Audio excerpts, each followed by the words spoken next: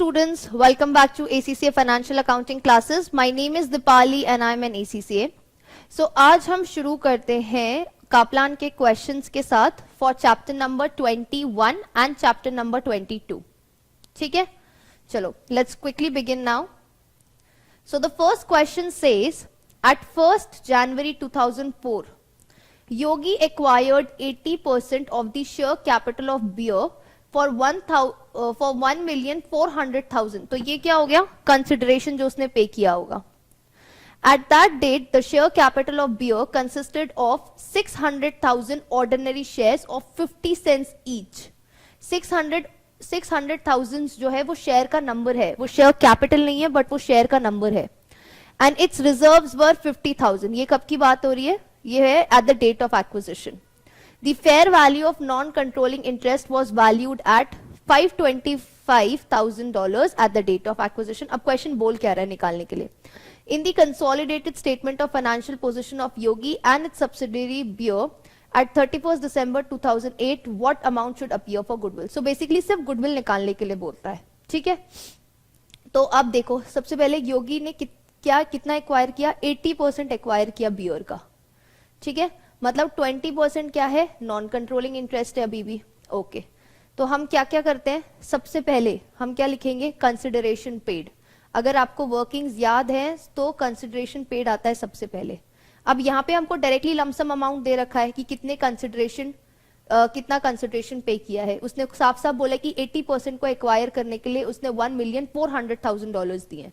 तो लिख दो $1,400,000 प्लस. अब इसमें हम क्या करते हैं? Fair value of NCI at the date of acquisition. ये भी क्वेश्चन ने हमको क्लियरली दिया हुआ है. कितना? ये देखो $525,000. $525,000. और इसमें से हम क्या लेस करते हैं? इसमें से हम लेस करते हैं नेट एसेट्स ऑफ सब्सिडरी जो कि बियर है. Net assets of Bear at the date of acquisition. तो ये हमको निकालनी पड़ेगी. तो ये कैसे निकालेंगे? Net assets at acquisition date. सबसे पहले क्या आता है? शेयर कैपिटल आएगा. यस, कितने हैं? 600,000 शेयर्स है. 50 सेंट्स का एक है. इसका मतलब शेयर कैपिटल कितनी हो गई? $300,000. फिर इसमें क्या ऐड करेंगे? रिजर्व्स ऐड करेंगे, क्योंकि क्वेश्चन ने साफ साफ बोला है कि at the date of acquisition कितने रिजर्व्स थे? 50,000 के रिजर्व्स थे. तो ये इधर 50,000 आ जाएगा. तो ये कितना आ जाएगा? $350,000. यही यहां पर माइनस हो जाएगा. $350,000 यहां पर माइनस हो जाएगा. और ये माइनस होने के बाद ये आ जाएगी हमारी यहां पे गुडविल. सो गुडविल कितनी आएगी? गुडविल आएगी -525, सॉरी 1400 में प्लस करती हूँ 525 एंड माइनस करूंगी 350. तो ये आ जाएगा 1,575,000. सो गुडविल कितनी है?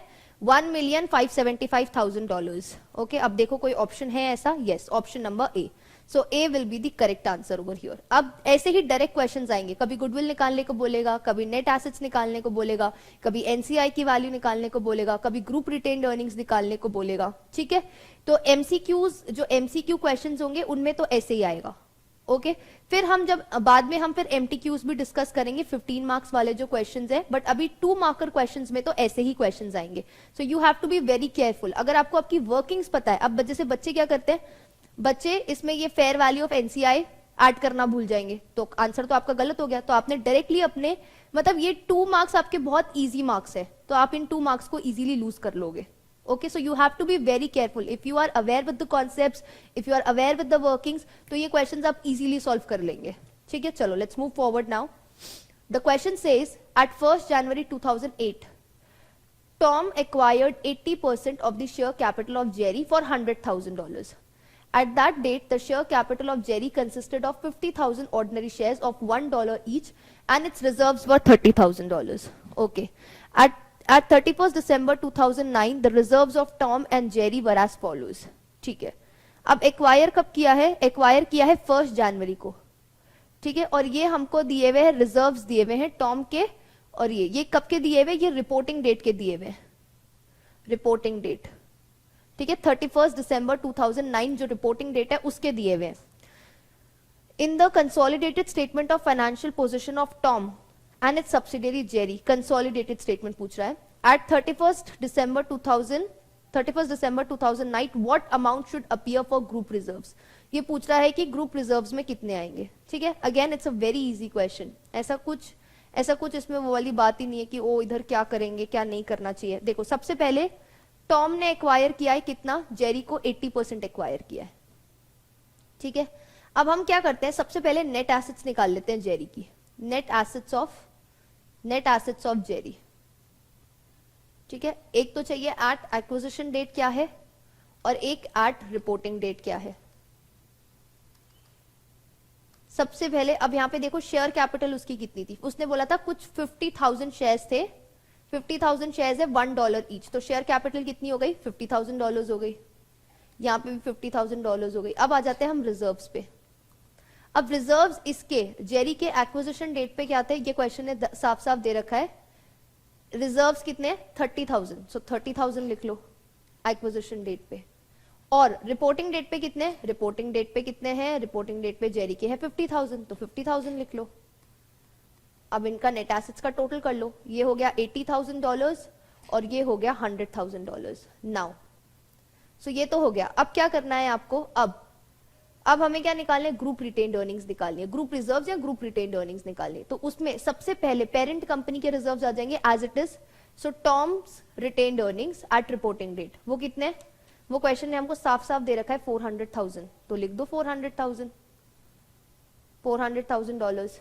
और फिर हमको क्या करना पड़ेगा, टॉम्स शेयर ऑफ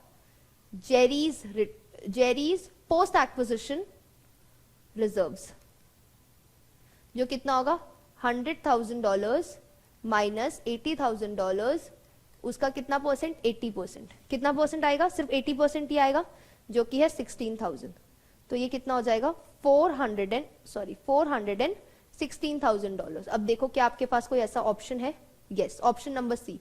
सो सी आपका यहाँ पे क्या हो गया, करेक्ट ऑप्शन हो गया, ठीक है। सो आई होप आपको ये क्लियर होगा, कॉन्सेप्ट्स क्लियर है तो क्वेश्चन सॉल्व करना बहुत आसान होगा, मैं पहले भी ये बात बोल चुकी हूँ। चलो क्विकली लेट्स मूव फर्दर।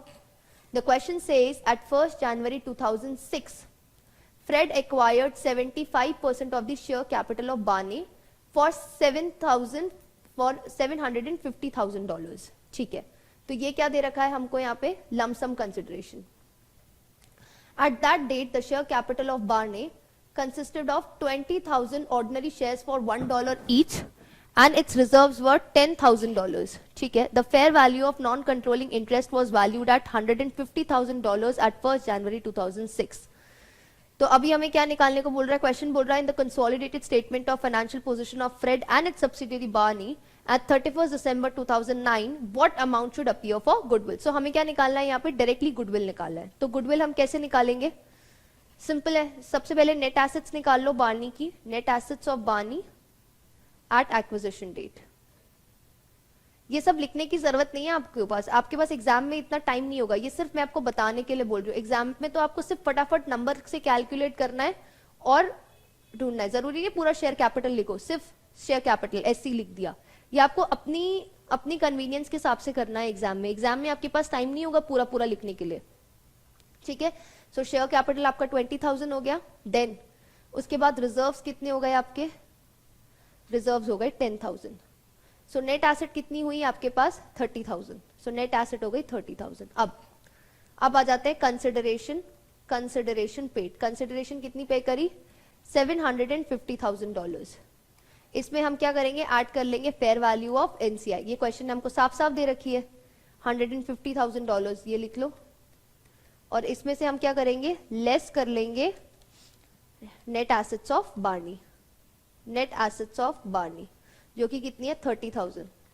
तो ये आपका आ जाएगा 870,000, 750 में प्लस करेंगे 120, 150 में से 30 गया 120, 120 प्लस करेंगे 750 में तो $870,000। तो आपकी गुडविल कितनी है $870,000। क्या ये हमारे पास ऑप्शन है यहाँ पे, यस, ऑप्शन नंबर सी, ठीक है। चलो आगे बढ़ते हैं। Okay, the question says at 1st January 2006 Gary acquired 60% of the share capital of Barlow for $35,000. At that date, the share capital of Barlow consisted of 20,000 ordinary shares of $1 each and its reserves were 10,000, ठीक है, ये date of acquisition पे। At 31st December 2009 the reserves of Gary and Barlow were as follows, Gary $40,000, Barlow $15,000। At the date of acquisition the fair value of non controlling interest was valued at $25,000 in the consolidated statement of financial position of Gary and subsidiary Barlow at 31st December 2009 what amount should appear for non-controlling interest। ठीक है, अब ये non controlling interest के लिए पूछ रहा है, तो सबसे पहले आप क्या कर लो, नेट एसेट्स निकाल लो, नेट एसेट्स ऑफ बार्लो, ठीक है, एक तो निकालोगे एट एक्विजिशन डेट, ठीक है, और दूसरा निकाल लोगे एट रिपोर्टिंग डेट। अब देखो इसकी शेयर कैपिटल कितनी बोली है, शेयर कैपिटल आई थिंक उसने बोली है $20,000, यस, और $1 ईच है ना, सो $20,000 हो जाएंगे, सो $20,000 हो गया ये। देन हम लिख लेते हैं यहाँ पे रिजर्व्स। अब एक्विजिशन डेट पे रिजर्व्स कितने हैं, 10,000 बार्लो के, और रिपोर्टिंग डेट पे कितने, 15,000, तो ये लिख लो 10,000 और ये हो जाएगा 15,000, तो ये हो जाएगा 30,000 नेट एसेट्स और ये हो जाएगी 35,000। अब हमें क्या निकालना है, एनसीआई की वैल्यू निकालनी है at the reporting date. Reporting date पे एनसीआई की क्या वैल्यू थी, तो सबसे पहले हम क्या निकालेंगे, एनसीआई की value at the acquisition date. ये तो सीधी सीधी क्वेश्चन ने दे रखी है, कितनी दे रखी है, 25,000 आई थिंक सो, यस 25,000 दे रखी है, तो ये हो गया 25,000। अब हम लिखेंगे NCI's share of Barlow's post acquisition reserve. भाई एनसीआई का क्या शेयर था उसमें, सो 35,000 माइनस 30,000 इनटू, अब एनसीआई का कितना शेयर है, क्योंकि देखो इसने 60% एक्वायर किया है, गैरी ने कितना एक्वायर किया है, 60% एक्वायर किया है बार्लो का, इसका मतलब एनसीआई कितना है, एनसीआई है 40%। सो यहां पे मैं क्या करूंगी, यहां पे मैं इसको लिख दूंगी 0.4, तो ये कितना हो जाएगा, ये हो जाएगा 2,000, तो ये आ गया हमारी एनसीआई की वैल्यू 25,000। एनसीआई की value at the reporting date कितनी है, 27,000। देखो है ऑप्शन 27 का, yes, option number B, so B will be the correct answer over here. चलो आगे बढ़ते हैं, फिर क्वेश्चन बोलता है at 1st January 2008, at 1st January 2008 Williams ने एक्वायर किया 65% of the share capital of Barlow for $300,000। ठीक है, एक मिनट, विलियम्स ने एक्वायर किया 65% ऑफ बार्लो, सो इसका मतलब एनसीआई कितना हो गया, 35%। Okay, then at that date share capital of Barlow consisted of 400,000 ordinary shares of 50 cents each. ये यहां पे गलती मत कर देना, 400,000 जरूरी नहीं है कि हमेशा $1 के ही हो या डॉलर्स में हो, 50 सेंट्स में भी दे रखे हैं, ये गलती मत करना। इसीलिए केयरफुली जब मैं पढ़ती हूँ तो मैं उसको अंडरलाइन कर देती हूँ, ताकि सिर्फ जब मैं अपना क्वेश्चन सॉल्व कर रही हूँ तो मुझे नंबर्स उसमें से पिक करने पड़े, नंबर्स मार्क होंगे तो मैं इजीली पिक कर पाऊंगी। ठीक है, सो बी केयरफुल ओवर हियर। इसका मतलब ये नहीं है कि हमेशा $1 पर ही होगा, तो आप $400,000 लिख दो, नहीं, ये $200,000 होगा, 400,000 shares into 50 cents, so that will become how much, share capital will become $200,000 and its reserves were $60,000. At 31st December 2009 the reserves of Williams and Barlow were as follows, Williams के $200,000, Barlow के $75,000. The fair value of NCI non-controlling interest was valued at $50,000 at the date of acquisition. ठीक है, in the consolidated statement of financial position of Williams and its subsidiary Barlow at 31st December 2009 what amount would appear for non-controlling interest। सबसे पहले क्या निकालोगे, net assets of Barlow। net assets जब भी NCI पूछ रहा है क्वेश्चन में, या फिर वैसे हर चीज में, चाहे एनसीआई पूछ रहा है, चाहे ग्रुप रिटेन्ड अर्निंग्स पूछ रहा है, या फिर गुडविल पूछ रहा है, नेट एसेट्स तो एक बार आपको निकालने पड़ेंगे ही पड़ेंगे। ठीक है, क्योंकि नेट एसेट्स हर जगह पे काम आ रहा है। नेट एसेट्स ऑफ, बस गुडविल में net assets at acquisition date वाले काम आ रहे हैं, बट इनमें दोनों आएंगे, net assets at acquisition date and reporting date दोनों काम आएंगे। ठीक है, सो नेट एसेट्स ऑफ सबसे पहले बार्लो के निकाल लेते हैं at acquisition date and then at reporting date. ठीक है, अब शेयर कैपिटल कितनी होगी, share capital $400,000 into 50 cents, 2 lakh, हाँ 2 लाख हो गया, $200,000 हो गया, ठीक है। फिर क्वेश्चन ने पूछा है, और रिजर्व्स भी बता रखे हैं हमको, रिजर्व्स थे 60,000 बारलो के एट द एक्विजिशन डेट, और रिपोर्टिंग डेट में 75,000। सो 60,000 एंड 75,000 कर लो, तो ये हो जाएगा $260,000 और ये हो गया $275,000। ओके, नाउ अब क्या निकालना है, एनसीआई की वैल्यू निकालनी है, एनसीआई की निकालनी है ना, हाँ एनसीआई पूछा है। सो एनसीआई एट रिपोर्टिंग डेट हमको निकालनी है कि तब उसकी क्या वैल्यू होगी। तो सबसे पहले एनसीआई एट एक्विजिशन डेट लिख लो, कितनी है देखो एक्विजिशन डेट पे 50,000, तो लिखो 50,000, इसमें प्लस करोगे क्या, NCI's share of Barlow's post acquisition reserves. So $275,000 minus $260,000, और उसका कितना परसेंट होगा, 35%, ठीक है। तो ये कितना आएगा, 35% होगा, तो ये आएगा आपका 5250। सो अभी आपका हो जाएगा 55,250, कितना आएगा ये 55,250 आएगा, ठीक है। अब देखो 55,250 आ रहा है कहीं पे, यस, ऑप्शन नंबर ए। सो ए यहां पे हो गया आपका करेक्ट आंसर। चलो आगे बढ़ते हैं। ओके, अब क्वेश्चन क्या बोल रहा है, क्वेश्चन बोल रहा है the following are extracts from the statements of financial positions of Dora and Diego. Dora and Diego के हमको फाइनेंशियल स्टेटमेंट्स दे रखे हैं, डोरा डीगो। करंट एसेट्स में इन्वेंट्री दे रखा है, रिसीवेबल्स दे रखा है, कैश दे रखा है, और करंट लाइबिलिटीज में दोनों के पेबल्स दे रखे हैं। डोरा statement of financial position includes a receivables of $40,000 due from Diego. अच्छा अब देखो, डोरा के लिए क्या है, डोरा के लिए रिसीवेबल में होगा, तो इसका मतलब डीगो के लिए पेबल्स में होगा। अगर एक के लिए रिसीवेबल है तो दूसरे के लिए क्या होगा, पेबल होगा। तो दोनों में से हमको क्या करना पड़ेगा, 40,000 को माइनस करना पड़ेगा। क्वेश्चन क्या पूछ रहा है, in the consolidated statement of financial position what will be the correct amount for receivables and payables. तो बेसिकली क्वेश्चन हमसे ग्रुप रिसीवेबल्स और ग्रुप पेबल्स पूछ रहा है, ठीक है। सो अगर हम ग्रुप रिसीवेबल्स की बात करें तो कितना होगा, 540, ठीक है, डोरा का, और 160 डीगो का, और उसमें से हम माइनस कर लेंगे 40,000 जो उसको रिसीवेबल है, ठीक है। अब ये कितना हो जाएगा, 540 प्लस 160 माइनस 40, ये आ गया हमारा 660। सो $660,000 तो हमारा हो गया रिसीवेबल्स। अब आ जाते हैं ग्रुप पेबल्स में। ग्रुप पेबल्स में हमारे पास क्या है, 320 और 180। सो 320 प्लस 180 माइनस पेबल, तो कितना हुआ ये, 320 प्लस 180 माइनस 40, 460। सो ये हो गया $460,000। अब देखो कौन सा आंसर है। सो पेबल्स तो हो गया हमारा 460, रिसीवेबल्स हो गया 660। सो ये हो गया option number A. So A will be the correct answer over here, ठीक है। चलो आगे बढ़ते हैं। ओके, अब क्वेश्चन क्या बोल रहा है, Salt. Salt owns 70% of Pepper. Salt कितना ओन करता है, 70% of Pepper, and sell goods to Pepper valued at 1044 at a markup of 20%। अब देखो हमेशा ध्यान रखो, मार्कअप किस पे होता है, कॉस्ट पे होता है। बच्चे ये गलती कर देते हैं और हमेशा ये वाला आंसर गलत आता है उनका, क्योंकि उनको समझ में ही नहीं आता ये कैसे सॉल्व करें।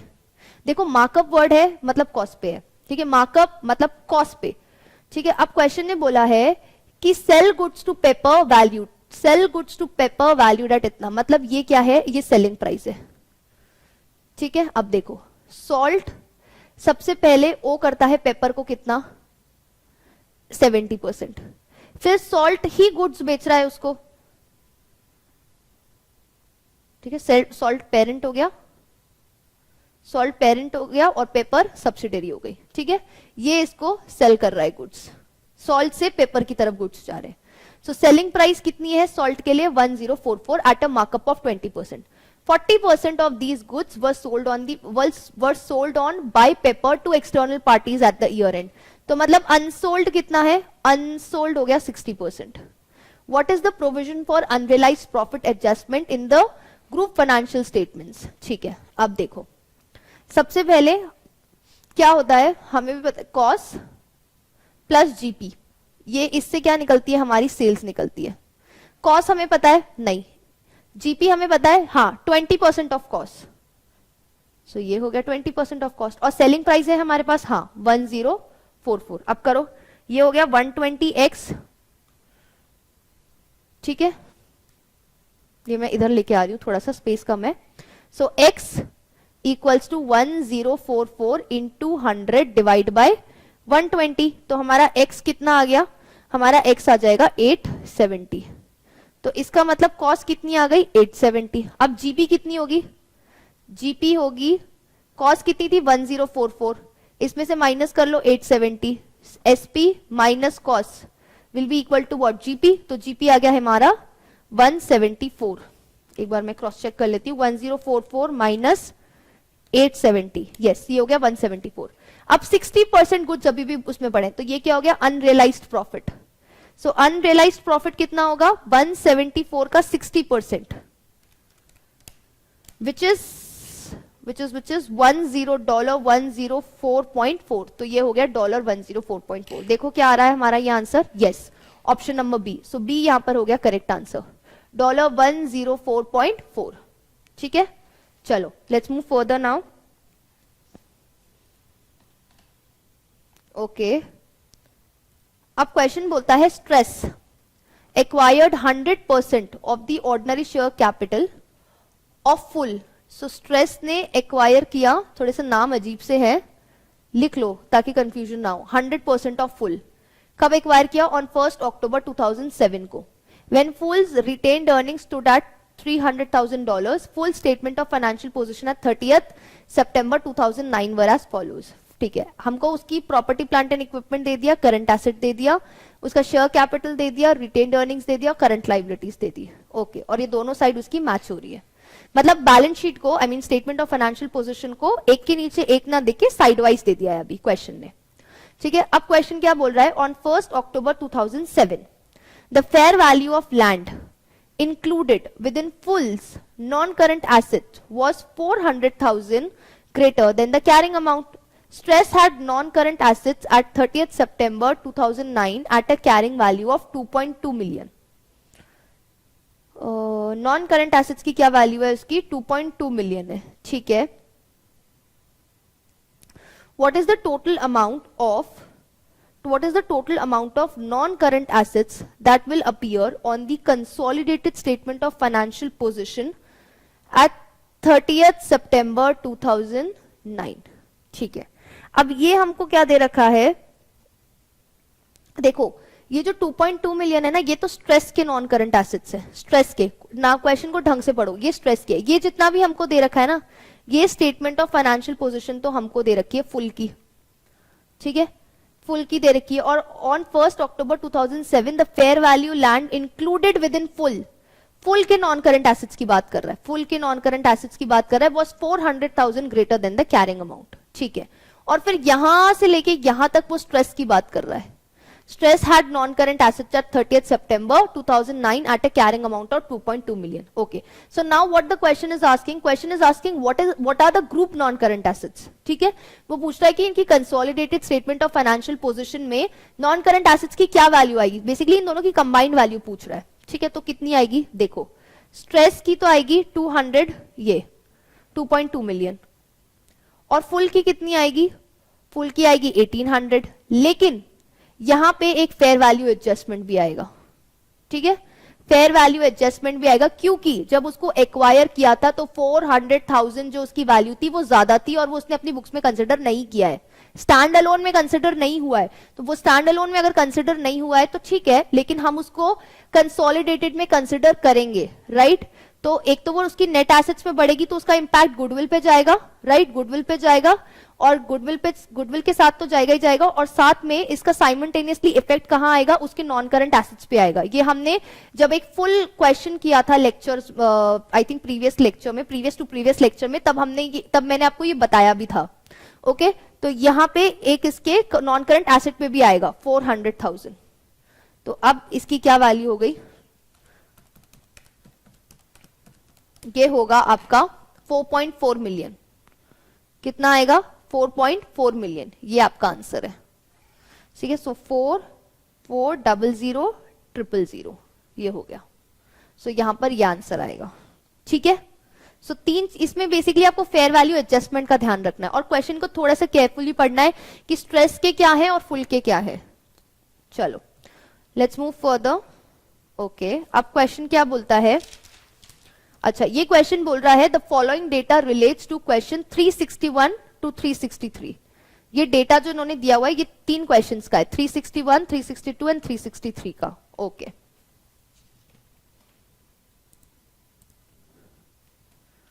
Okay the question says Hard acquired 80% of the ordinary share capital of work on 1st April 2008।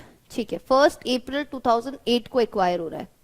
The summarized statement of profit and loss for the year ended 31st March is as follows। ये हमको दोनों के दे रखे हैं। क्या क्या दे रखा है? Revenue, cost of sales, GP, distribution cost, administration expenses, profit from operations, investment income, finance cost, profit before tax, profit for the year. During the year, Hard ने sold किया, sold work, some goods for 24 million.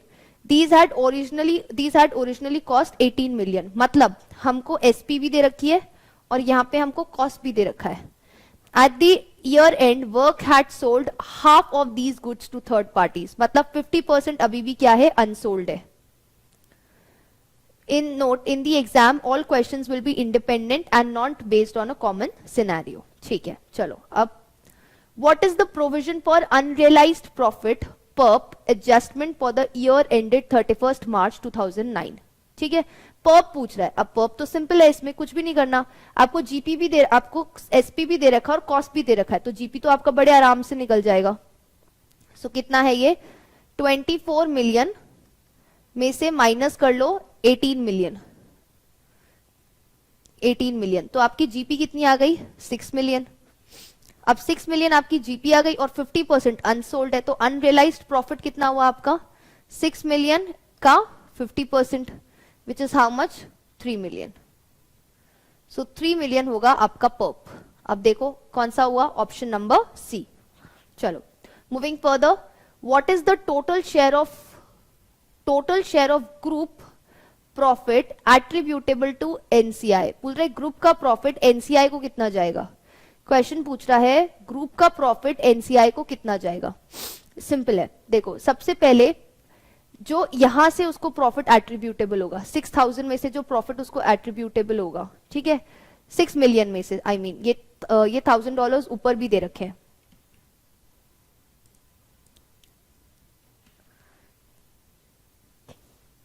ठीक है, तो 6 million, इस 6 million में से इसका कितना परसेंटेज होगा? क्योंकि उसने 80% एक्वायर किया, तो एनसीआई का प्रॉफिट कितना हुआ? 20%, विच इज हाउ मच? 1.2 मिलियन। ठीक है, अब क्या इसमें से पर्प माइनस होगा? नहीं। पर्प क्यों नहीं माइनस होगा? क्योंकि पेरेंट कंपनी जो है वो सेल कर रही है सब्सिडरी को। मतलब जो हार्ड कंपनी है, ये हार्ड कंपनी है, वो सेल कर रही है किसको? वर्क को। अगर गुड्स वर्क सेल कर रहा होता, गुड्स जो है ना वर्क जो है वो सेल कर रहा होता गुड्स अगर हार्ड को, तो फिर हम क्या करते? पर्प माइनस होता और एनसीआई का जितना परसेंटेज होता उतना परसेंटेज ऑफ पर्प माइनस हो जाता उसके प्रॉफिट में से। बट कौन सेल कर रहा है किसको? अभी पेरेंट सेल कर रही है सब्सिडरी को। इनकेस सब्सिडरी सेल कर रहा होता पेरेंट को, तो माइनस होता pulp in the percentage of NCI. ठीक है, आई होप आपको ये क्लियर है। तो अभी कितना प्रॉफिट हुआ, कितना प्रॉफिट एट्रीब्यूटेबल है एनसीआई को? This much, $1.2 million. So A will be the correct answer over here. Okay, now what is the question asking? What is the total amount of revenue and cost of sales to be shown in the consolidated statement of profit and loss for the year ended 31st March 2009? ठीक है, 31st March 2009 को इस year में कितना revenue आएगा consolidated और कितना cost आएगी? चलो करते हैं। सो रेवेन्यू की बात करते हैं। तो रेवेन्यू की अगर हम बात करें, सो रेवेन्यू कितना है? 120 मिलियन और 48 मिलियन। ठीक है, पहले तो ये लिख लो, 128 मिलियन प्लस 48 मिलियन। देन इनकी इंटरग्रुप सेल्स कितनी हुई थी आपस में? यहां पे क्वेश्चन ने बताया था 24 मिलियन। सो ये 24 मिलियन यहां से होएगा माइनस। अब ये माइनस करने के बाद देखो कितना आता है revenue? 128 plus 48 minus 24 will give you how much? 144 million. Sorry, ये 128 नहीं है, ये 120 है। आई am extremely sorry, this is 120, yes 120. So 120 plus 48 minus 24 will give you how much? 144 million तो हो गई ग्रुप रेवेन्यू. अब ग्रुप कॉस्ट की बात करते हैं. तो कॉस्ट कितना है? 84 एंड 40. सबसे पहले 84 मिलियन लिखो, 40 मिलियन लिखो, 24 मिलियन माइनस करो और पर्प ऐड करोगे. पर्प कितना था? पर्प था हमारा 3 मिलियन का, तो 3 मिलियन ऐड करो. पर्प क्यों ऐड करते हैं ये भी मैंने आपको प्रीवियस लेक्चर में बताया है, तो अब मैं कॉन्सेप्ट्स नहीं बता रही, अब मैं सिर्फ क्वेश्चन कराऊंगी. ओके, सो 84 प्लस 40 माइनस 24 प्लस 3, 103 मिलियन. ठीक है, सो रेवेन्यू कितना होगा? 144 मिलियन और कॉस्ट कितनी होगी? 103 मिलियन. देखो है कुछ ऐसा? yes, option number D, 144 and 103 million. So D will be the correct option over here. Let's move further. Okay, now the question says the following data relate to the questions 364 and 365. आगे के जो दो questions हैं उनसे related है. ठीक है, question क्या बोलता है? Raleigh acquired 75% of the ordinary share capital of Hard on 1st January 2009. ठीक है, so Raleigh जो है वो एक्वायर कर रही है 75% of hard, which means the other remaining 25% is what? NCI. When Hard had retained losses of 112,000. अब यहाँ पे retained profits नहीं है, retained losses हैं. ठीक है. Also on that date, Raleigh acquired 30% of the ordinary share capital of work. इसके अलावा Raleigh जो है वो 30% ऑफ वर्क भी एक्वायर करती है. दो कंपनीज, एक का तो वो करती है हार्ड, एक कंपनी हार्ड को 75% एक्वायर करती है और एक कंपनी वर्क उसको 30% एक्वायर करती है. सो ये जो 30% वर्क को एक्वायर करती है वो उसकी एसोसिएट हो जाएगी. ठीक है, एसोसिएट कितनी होती है? 20% टू 50% के बीच में. ये मैं आपको ऑलरेडी बता चुकी हूँ.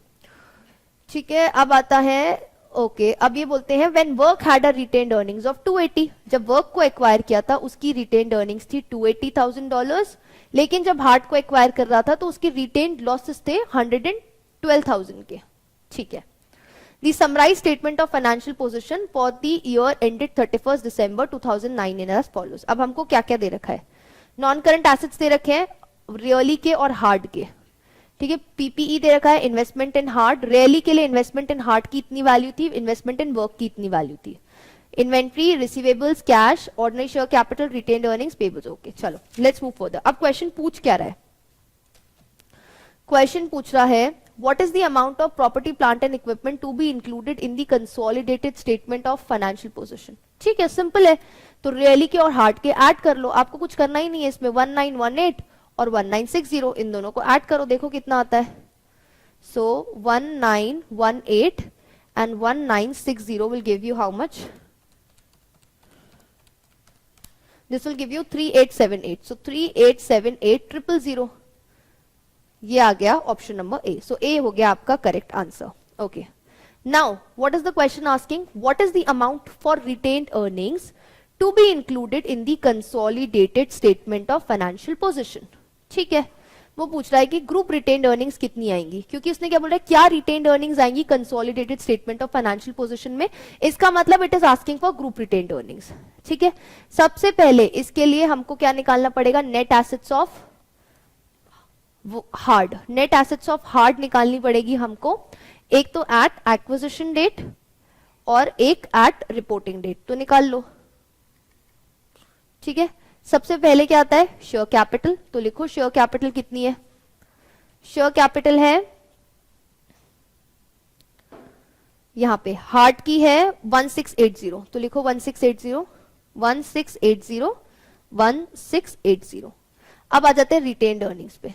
अब हार्ड के एक्विजिशन डेट पे रिटेन्ड लॉसेस थे $112,000.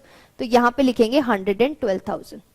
ठीक है, थाउजेंड्स में. ये हमारी वैल्यू सारी की सारी थाउजेंड्स में. ओके, और फिर उसकी रिटेन्ड अर्निंग्स कितनी हो जाती है? 1204 हो जाती है. तो यहां पे लिख लो 1204. यस, अब टोटल कर लो नेट एसेट्स का. तो ये हो गया 2996 और ये हो जाएगा आपका, no sorry, this will not be 2996, this will be 1680.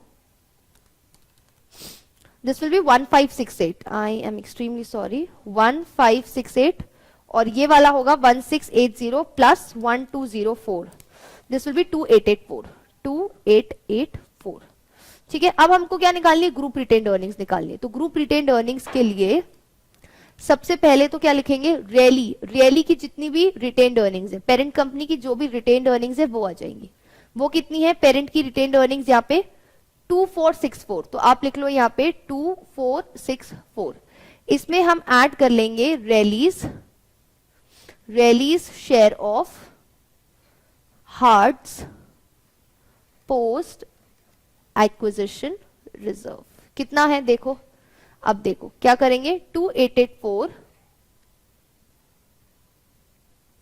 में से माइनस करेंगे 1568,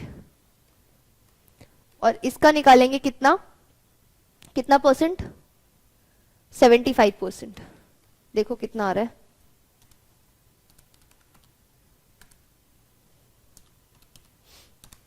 ये आ गया 987। अब इन दोनों को ऐड करो तो कितना आता है,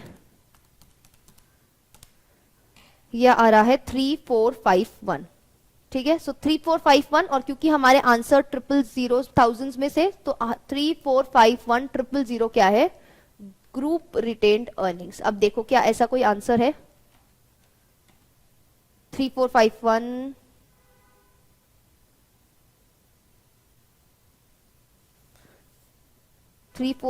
आ तो रहा है, ये रहा, ये वाला है हमारा आंसर। फिर ये राउंड ऑफ, क्योंकि हमने राउंड ऑफ किया है फिगर्स को, इसलिए ये 800 आ रहा है। ये ऐसे आना तो नहीं चाहिए आइडियली, ये क्वेश्चन में प्रॉब्लम है, यहाँ पे हर जगह 0 होना चाहिए।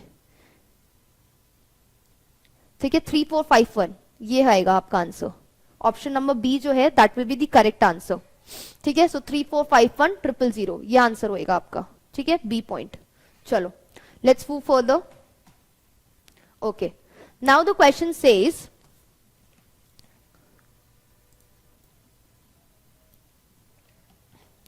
ठीक है, अब क्वेश्चन बोल रहा है which of the following statements is most likely to indicate an investment by one entity in another which should be recognized and accounted for as an associate। associate पूछ रहा है, तो associate का केस क्या होता है, 20 से 50% के बीच में होता है। चलो देखें, ownership of 100% of the ordinary shares of another entity subsidiary है, नहीं।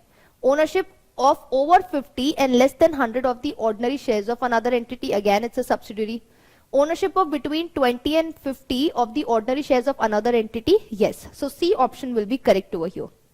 Ownership of less than 20% of the ordinary shares in another entity, ये तो हो जाता है नॉर्मल सिंपल इन्वेस्टमेंट्स बोल दो या फिर ट्रेड इन्वेस्टमेंट्स बोल दो इसको आप। ठीक है, IFRS 10 consolidated financial statement specify 3 necessary elements to determine whether or not one company controls another. ठीक है, which of the following is not one of the three, not one of the three. ठीक है, elements to determine whether one entity has control of another, power over the other entity, ये तो है ही। Exposure or rights to variable returns from involvement in the another entity, ये भी है। The ability to use power over the other entity to affect the amount of investor returns, ये भी है। ये तीनों पॉइंट्स तो कंट्रोल को ही बोलते हैं। ये तीनों पॉइंट्स अगर हैं तो इसका मतलब कंट्रोल एक्सरसाइज कर रहा है वो।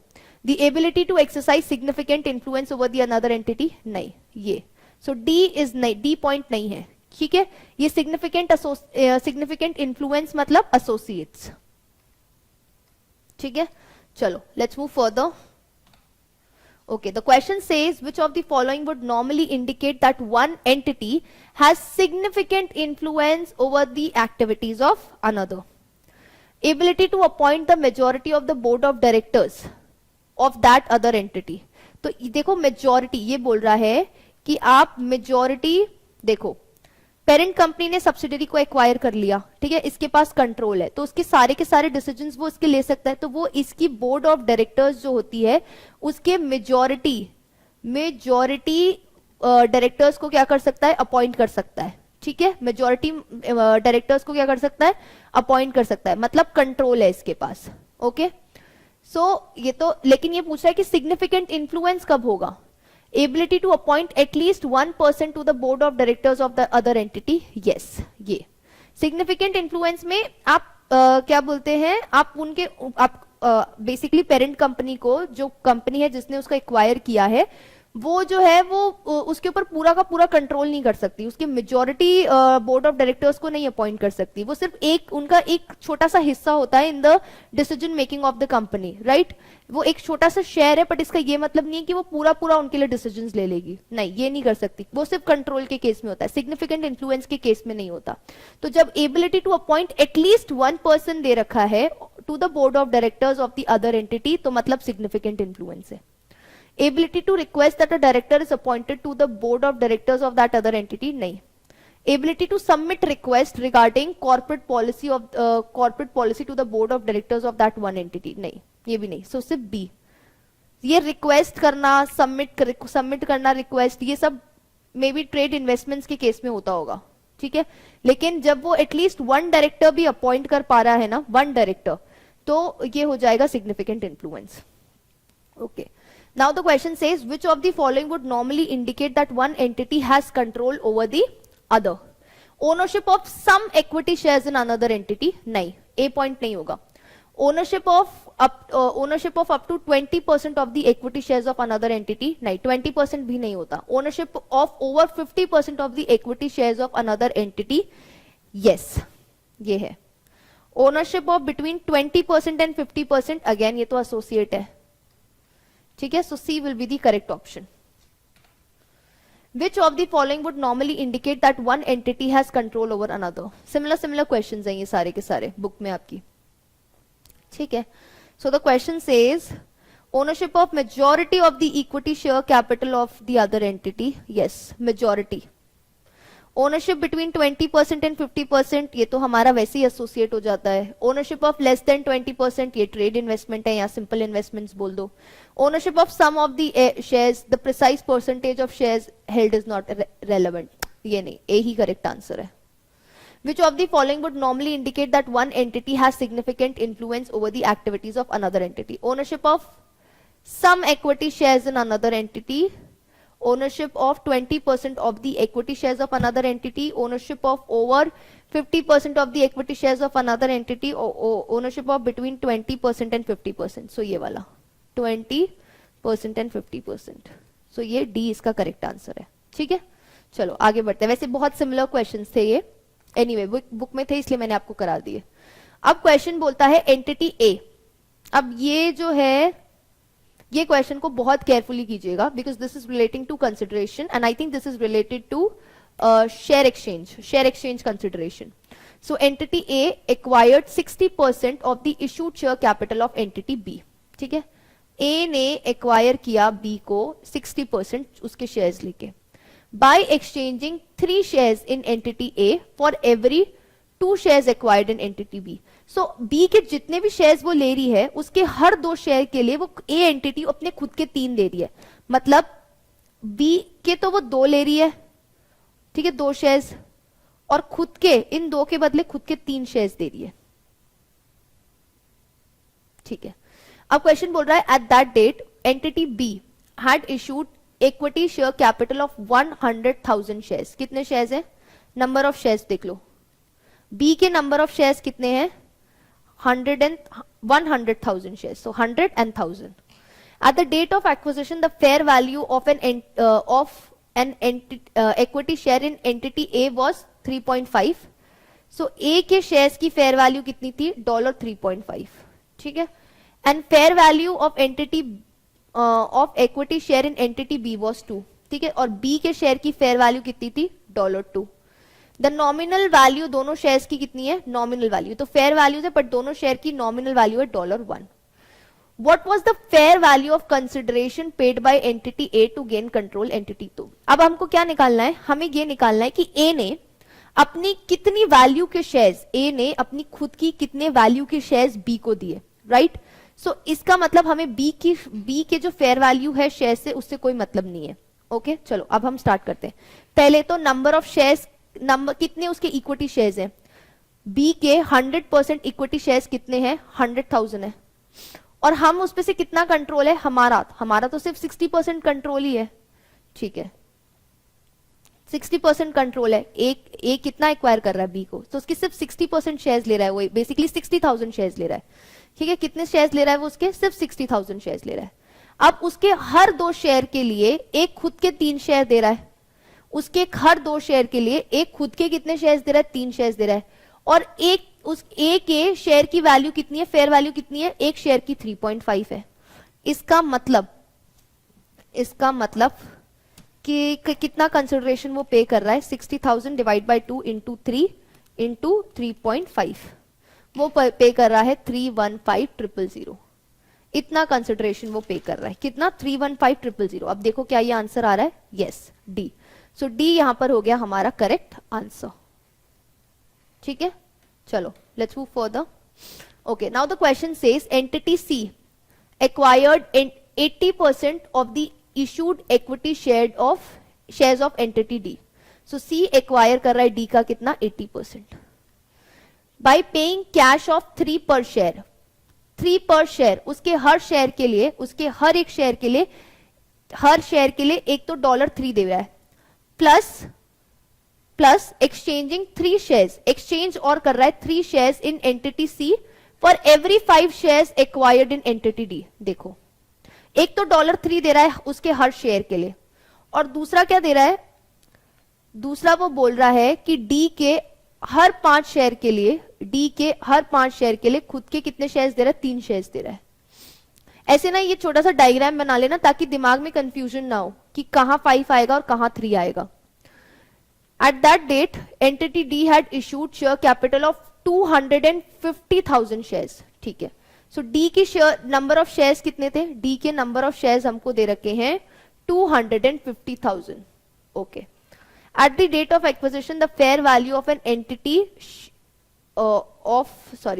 the fair value of an equity share in entity C was 3.5। fair value C की कितनी थी, 3.5 थी, और फेयर वैल्यू, अब फेयर वैल्यू डी की सिर्फ कंफ्यूज करने के लिए दे रखी है $2, और दोनों की नॉमिनल वैल्यू दे रखी है $1, ठीक है। अब पूछ रहा है what was the fair value of consideration paid by entity C to gain entity D. अब इसमें 2 चीजें हैं, ठीक है। एक तो क्या है, पर शेयर कितना पैसा दे रहा है, सो कैश पेड पर शेयर। तो सबसे पहले वो उसके कितने शेयर्स एक्वायर कर रहा है, 250,000 शेयर्स वो एक्वायर कर रहा है ना, 250,000 का 80% शेयर्स एक्वायर कर रहा है, 250,000 का कितना, 80% शेयर एक्वायर कर रहा है, और हर शेयर के लिए उसको $3 दे रहा है। तो कितना हो गया ये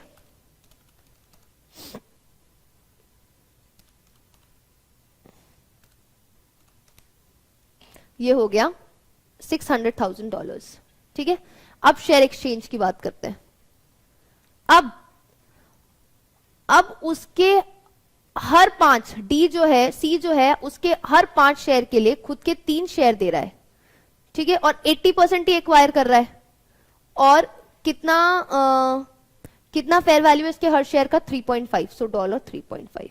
अब देखो ये कितना आ रहा है, सो 250,000 डिवाइड बाय 250,000 का 80% निकाल लो पहले, डिवाइड बाय 5 इंटू 3 इंटू 3.5, ये आ गया 4,20,000।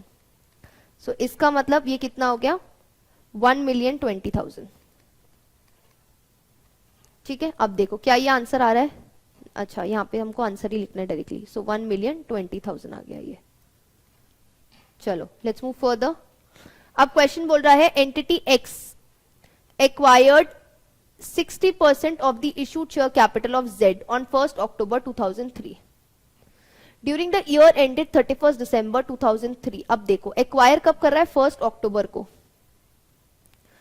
और ईयर एंड कब हो रहा है, ईयर एंड तो 31 December 2003 को हो रहा है, ठीक है। X and Z had sales revenue of 2 million and 1.5 million respectively. During the post-acquisition period, X made sales to Z of 0.1 million. So question क्या पूछ रहा है, what is the group sales revenue? Group sales revenue पूछ रहा है figure for the year ended 31st December 2003. तो अब इसमें क्या करेंगे, देखो 2 मिलियन तो पूरा आ जाएगा, देखो x का तो पूरा, x एक्वायर कर रहा है z को, ठीक है, तो x का तो पूरा 2 मिलियन आ जाएगा, ठीक है।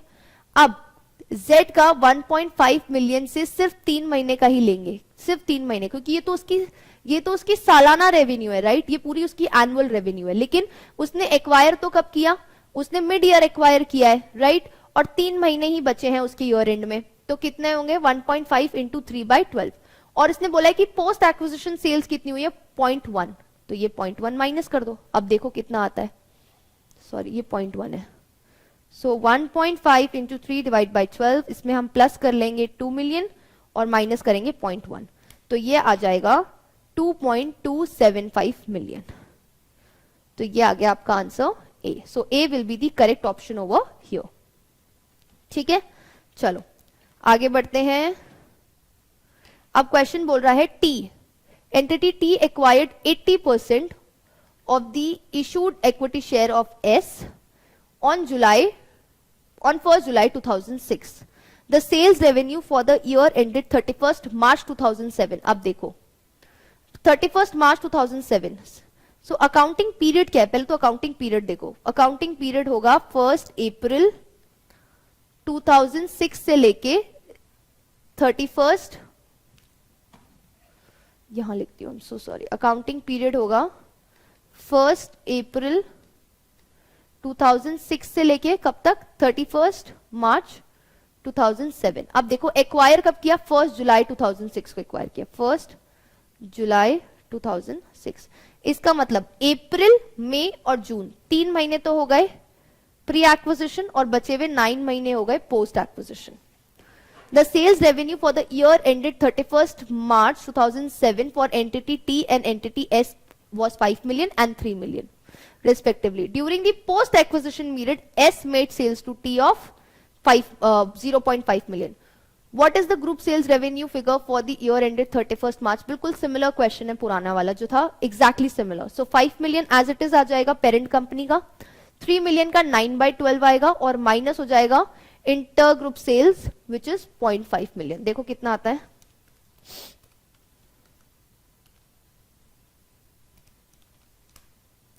ये आ रहा है 6.75 आ रहा है, 6.75 मिलियन आ रहा है ये। सो ऑप्शन नंबर ए जो है वो करेक्ट है यहां पे। ठीक है, चलो आगे बढ़ते हैं।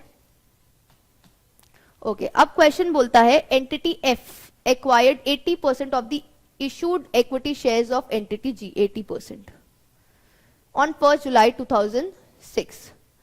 The cost of sales for the year ended 31st March 2007 for entity F and entity G were 10 million and 4 million respectively. Best होता है पहले आप अकाउंटिंग पीरियड्स को प्रॉपरली लिख लो। ईयर एंडेड 31st मार्च 2007 के लिए हमको दे रखी है ना कॉस्ट, सो इसका मतलब 1 अप्रैल, अकाउंटिंग पीरियड 1 अप्रैल 2006 से लेके कब तक था 31 मार्च 2007 तक। ओके, और एक्वायर कब किया है, एक्वायर किया है 1 जुलाई 2006 को, इसका मतलब 3 मंथ्स, अप्रैल मई जून तो हो गया प्री और पोस्ट हो गया 9 मंथ्स।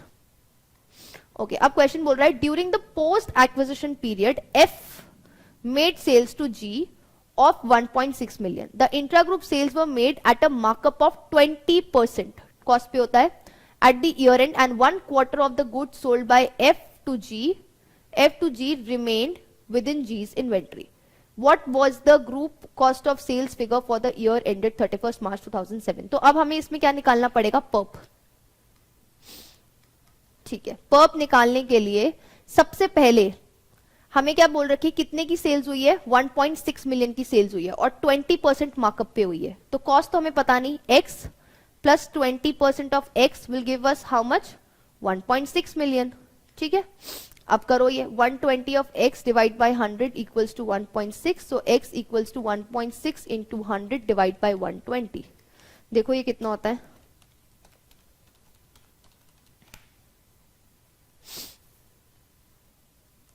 सो सॉरी, एक सेकेंड, ये ना 25% है, आई एम सॉरी, ये 25% है, 20% नहीं है, तो ये 25 होगा, ये भी 25 होगा और ये भी यहाँ पे 125 होगा। ठीक है, सो 1.6 इंटू 100 डिवाइड बाय 125, ये हो जाएगा मेरा 1.28। ठीक है, अब मेरा जीपी कितना आएगा, जीपी आएगा मेरा 1.6 में से माइनस कर लो 1.28, कितना आता है, ये आ गया मेरा 0.32। अब इसमें से सिर्फ 1/4 गुड्स, ये मिलियंस में बात हो रही है, 1/4 गुड्स ही अभी इन्वेंट्री में है, सो अनसोल्ड इन्वेंट्री कितनी है 1/4, तो अनरियलाइज्ड प्रॉफिट कितना है 0.32 इंटू 1/4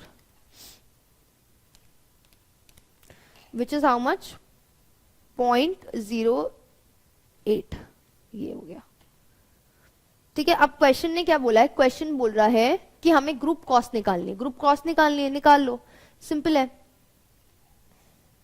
देखो सबसे पहले एफ की कितनी है, एफ की कॉस्ट है 10 मिलियन, तो 10 मिलियन लिख लो। फिर 4 मिलियन किसकी है, जी की है, लेकिन हमें सिर्फ पोस्ट एक्विजिशन लेनी है, तो इंटू 9 डिवाइड बाई 12, माइनस कर लो पोस्ट एक्विजिशन जो सेल्स हुई है 1.6 मिलियन, और ऐड कर लो पर्प विच इज 0.08। अब देखो कितना आंसर आता है,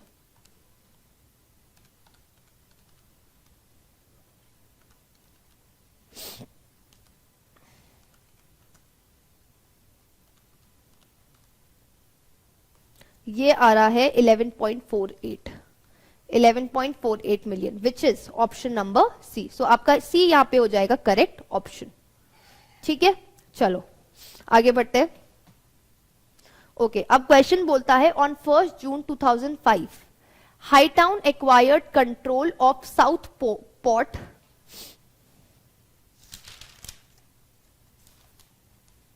Okay, on 1st June 2005, Hightown acquired control of Southport during the year ended 30th September 2005. Okay.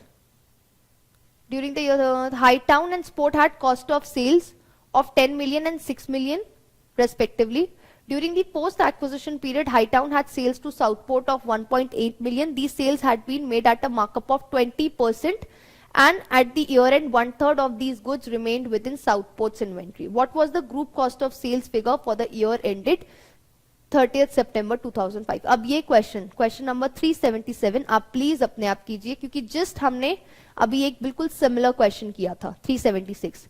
सो ये वाला क्वेश्चन आप अपने आप कीजिएगा, और मैं अभी की क्लास इधर ही वाइंड अप करती हूँ। नेक्स्ट क्लास में अभी हम इससे रिलेटेड और भी क्वेश्चंस करेंगे एंड अपार्ट फ्रॉम दैट हम उसमें एमटीक्यूज भी कवर करेंगे, 2-3 एमटीक्यूज कवर करने की कोशिश करेंगे 15 मार्क। ठीक है, so I hope to see you in the next class. Meanwhile आप ये क्वेश्चन जितने भी मैंने आपको कराए हैं, आप प्लीज वापस से सारे के सारे क्वेश्चंस खुद ट्राई कीजिएगा and do let me know if you have any problem, okay, so that I will be able to guide you. चलो, hope to see you in the next class. Bye bye, take care and have a good day ahead.